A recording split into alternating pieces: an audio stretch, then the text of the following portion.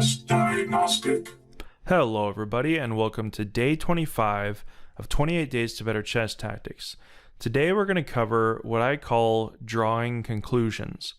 Now I've hinted at this in previous lessons, but I really want to hammer it home that the reason we have a thought process is not so we can consciously go through it on every single step when we're playing. Actually, you shouldn't. But when you're training, you want to have a conscious process that you follow so that you can analyze individual parts of your mistakes. This is how you find your mistakes and how you improve your subconscious thinking. Because when you're actually playing, it becomes subconscious, and as it should. But when you're training, it shouldn't be. It should be very conscious and very analytical.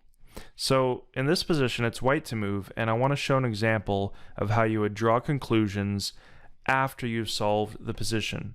So if we go through a four-step thought process with white to move, you'd notice that black is threatening the rook, the queen, and the rook are on the king side, possibly having some kind of attack.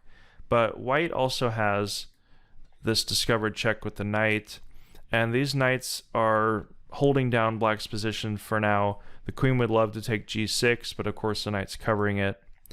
So in step one, we notice all the threats. If you solve the position incorrectly, then you'd want to go back and figure out what you did wrong in step one, and then drawing conclusions means you'd want to repeat the process once you know the answer. So in this position, we pretty much have to decide whether knight to f8 check or rook from h to f3. These are really the two options, because otherwise our rook will just be captured, and we really want to keep these pieces active. So unless we can attack, we don't want to move them. So let's say you decided knight to f8 check, and the king moves to g7. Now there's really no move. Okay, so we made the wrong decision. Well, if in your calculation you made the wrong decision, you'd go back and you'd figure out why rook from h to f3 did not trigger in your mind. So this is the correct move, and actually it makes sense because you're increasing the activity of your least active piece, as well as protecting your undefended piece. As well as if the knight takes, then of course we'll just checkmate in one with queen takes g6. But that would require a blunder from black.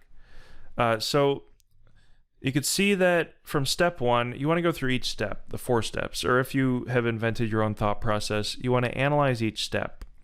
So in step one, if you didn't make any mistakes, then you'd still repeat it. You'd say, what are the threats that I missed? And you'd want to repeat the actual calculation. So we go to step 2, and we decide the forcing move, knight to f8 instead of rook from h to f3. We'd want to analyze why it was hard for us and why we made a mistake. So if king moves to g7,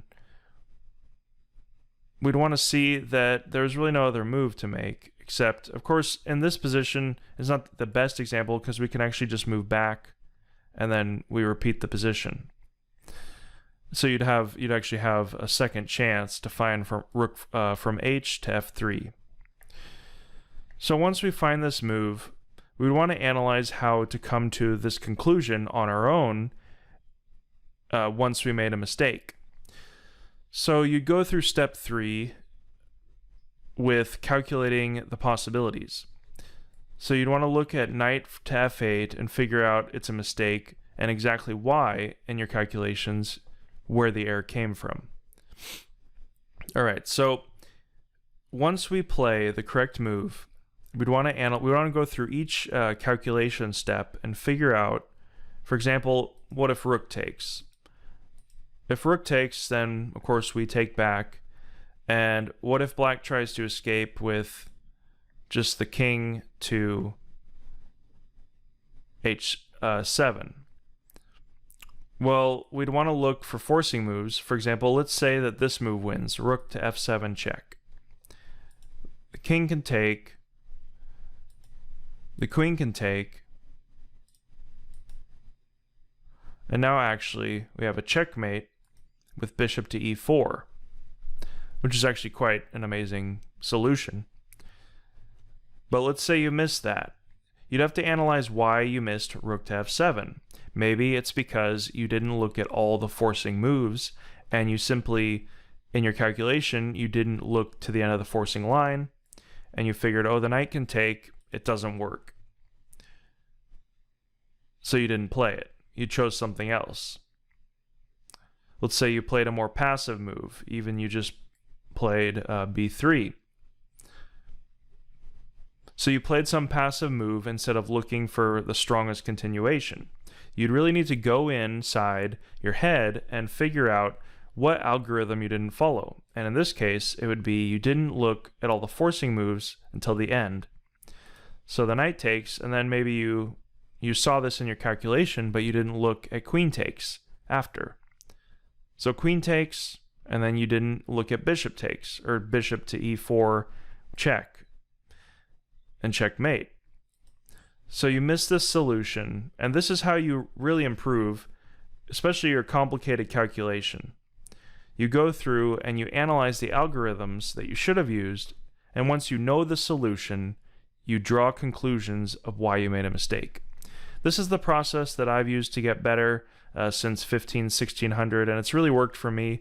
I hope it works for you. Just let me know what you think about this method, and I'll see you in the future. Hey everybody, thanks for watching. Hope you enjoyed this video. Hit the like button, leave a comment, and subscribe for future videos. See you in the future.